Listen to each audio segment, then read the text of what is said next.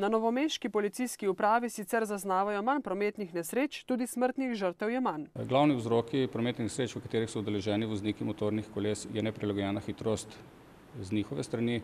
V primeru, da pa prometno nesrečo povzročijo ostali udeleženci v cestnem prometu, pa je neupoštevanje pravil prednosti.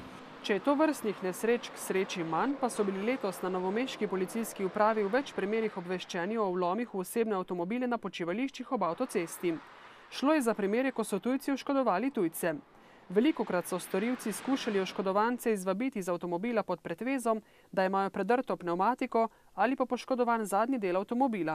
Takrat so izkoristili njihovo trenutno odsotnost, ko so vstopili iz vozila in jim je drug storilec ukradel vrednejše predmete iz avtomobila. Največkrat je šlo za denarnice, gotovino, torbice, mobilne telefone in pa fotoaparate.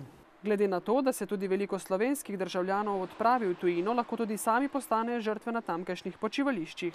Občanom svetujemo, da so na teh počivališčih še posebej previdni. Tudi v tistih primerih, ko se od avtomobila oddaljijo le za kratek čas, naj vozilo zaklenejo, vrednejše predmete, se pravi dokumente, gotovino, bančne kartice, mobilne telefone, pa naj imajo stalno pri sebi.